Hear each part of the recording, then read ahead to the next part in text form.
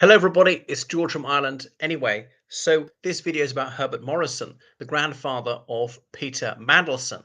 And I remember in the 90s when Mandelson was first very prominent, it was so often mentioned that who his grandfather was. But he's largely forgotten, someone who deserves more recognition, someone who many people thought should have been prime minister, a Labour politician. It's probably because of him that Mandelson joined the Labour Party. He was 12 when his grandfather died. But the contrast between the two could scarcely be greater. And because of the absolutely disgraceful misconduct of Peter Mandelson, poor old Herbert Morrison will be spinning in his grave. So he was born in 1888 into a working class family in London. So his father was a policeman. Back in those days, it was very badly paid indeed. Goodness, he's one of his about four children. His father drank, so there was very little money left. And so that's why Herbert Morrison, he lost sight in one of his eyes. And there was no disability benefit in those days. So anyway, he left school at the age of 14. Remember, the school leaving age in those days was 12. So I was lucky to go on to 14. If you had money, you could go on to 16, 18. You could go on to university. Only about 1% of people went on to university. So for working class people, that was virtually impossible. Remember, being a police constable was very much a working class job and not a middle class job in those days. So he craved education. He read a lot in his free time. And then he was a shop assistant. He worked very, very long hours, and there was no nonsense about I've got depression, I have anxiety. You'll work or starve. That's it. Okay. So it was difficult not to sympathize with the Labour Party in the early years. And had I been around the 19th century, I would have been back in the Labour Party then. When there's no minimum wage, when there was real exploitation, okay, when there was real poverty, not so-called poverty, not people eating junk food, people are not eating at all. Some people can only afford two meals. Some people only afford one meal.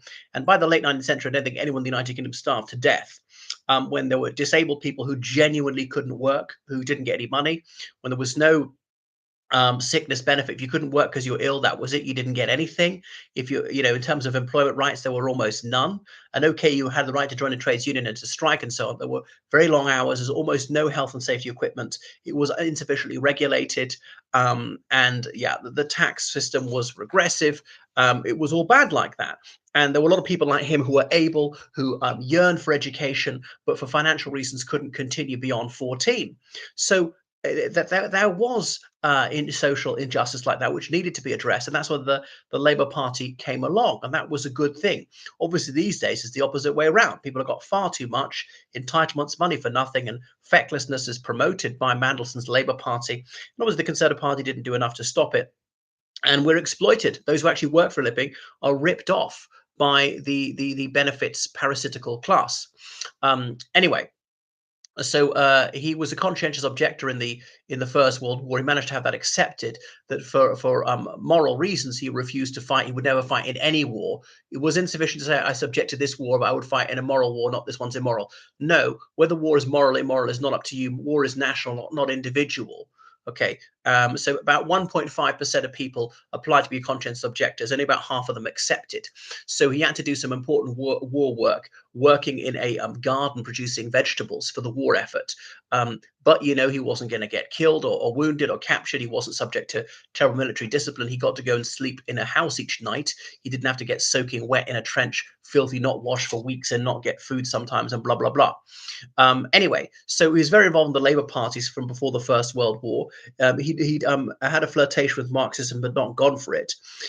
Anyway, so although I've seen plaques to him in Lambeth, but he was elected to Hackney Borough Council in 1919 when Labour was starting to have a breakthrough, about to push the Liberals out as the major party. I mean, Labour had been a major party in London even before the First World War. And so Labour won the next year. He became mayor of Hackney. He was a football fan. I don't think his grandson even pretends to be. And so although he was a socialist, it didn't stop him buying shares, including in the club. Then there was London County Council, which is sort of the precursor to the Greater London Assembly. There was no mayor of London back then. There's the Lord Mayor, which is a ceremonial position.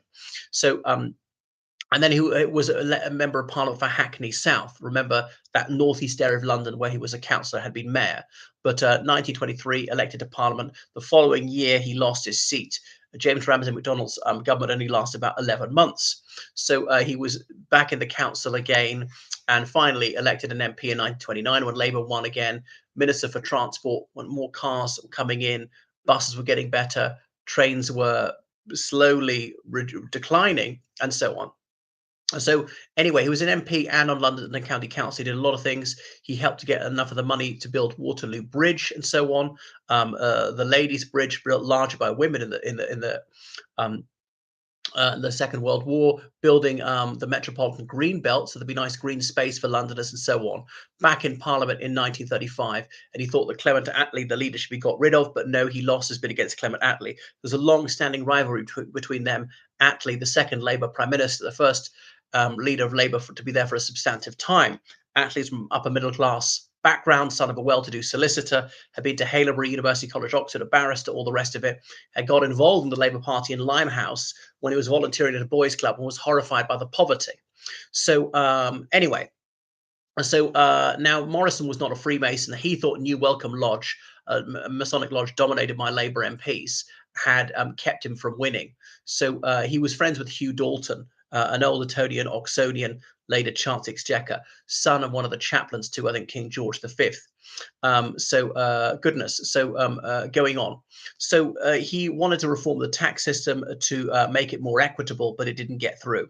Anyway, the Second World War came along, and obviously in 1940, Churchill, he formed that coalition government, brought Labour and the Liberals into coalition, because the united strength of the nation must be there. Everybody must feel represented in the government. And that's why he was made Home Secretary when John Anderson, a Conservative, was then, I think, made was he made a Lord President of the Council? I have a feeling he was Secretary of State for Scotland. So Home Secretary is one of the great offices of state. There's Prime Minister, below that, Chance Exchequer, Home Secretary, Foreign Secretary. So Home Secretary in charge of immigration, passports, policing, prisons. It's a very important job, so not far off being that. He was willing to take drastic action. Desperate times calls for desperate measures. Necessarily, civil liberties had to be abridged, outlawing the Daily Worker, a communist propaganda rag, which wanted the UK to give in to the Third Reich, and so on. So eventually, that ban was lifted when the Soviet Union entered the Second World War. And Morrison had the racism was typical at the time. When African American soldiers arrived, he voices concerned that there would be romantic liaisons between white women and black men, and children would be born. And of course, children were born and things like that. He did something very controversial. He refused to accept some Jewish refugees from France during the Second World War, which was obviously, it ended up as being a death sentence to them. Admittedly, the Holocaust wasn't actually known at the time. So he helped write Labour's manifesto in 1945, and they won a huge majority. He was then representing Lewisham East. He was also the brains behind the Festival of Britain, just like his grandson was behind that Millennium Dome in 2000, which was a complete flop, and so on. Now he was minded towards Zionism. I'm not quite sure why, but his plan for dividing Palestine was rejected. A different one came in. So so he didn't get on. I think it was with Nye Bevan. Did someone say that Morrison's his own worst enemy, and Nye Bevan says, "Not while I'm alive, he's not," and so on. So he was briefly Foreign Secretary when Ernest Bevan resigned. Ernest Bevan came from working class background in southwest England and left school at 12. So Morrison, he disliked Mohammad Mossadegh's government in Iran, but took the Conservative government the next year to orchestrate the coup behind it. That Festival of Britain and Royal Festival Hall around 1951, the centenary of the Great Exhibition, showing all that the United Kingdom could do. When Churchill came in, he had it dismantled, thinking it was just a 3D propaganda exercise for socialism. So Labour was out of office in 1951, and then many people thought he would become leader after Attlee, but Attlee refused to retire in 1951, and Morrison couldn't get him out. He was too old to become prime minister. Anyway, as Hugh Gaitskell became leader of the Labour Party in 1955 when Attlee retired, and Morrison had been deputy leader for a while. So people sometimes describe himself as deputy prime minister, but he never actually formally had that title. So he left the House of Commons in 1959, was ennobled as Baron Morrison of Lambeth, one of the first live peers. So he's married for many years. He had only one child, very unusual to be an only child in those days. His daughter Mary, as in Peter Mandelson's mother. So he and his wife were not close. They never got divorced. Divorce was very unusual, would have been a political scandal in those days. He was certainly very friendly with Ellen Wilkinson, the first woman to be a Labour MP, later education secretary. But it's unclear whether it was just a friendship or they had a romantic liaison. Miss Wilkinson never wed and never had any children. That very short woman, she was 4'10". So there he was. He died in 1965. So Herbert Morrison, I remember seeing a speech by him saying there may be no hostility between the Labour Party and the middle class. He was a very honourable guy. He was there trying to help people, make life better for the ordinary person, and he was incorruptible. What a stark contrast to his disgraceful son, the despicable, the revolting Peter Mandelson.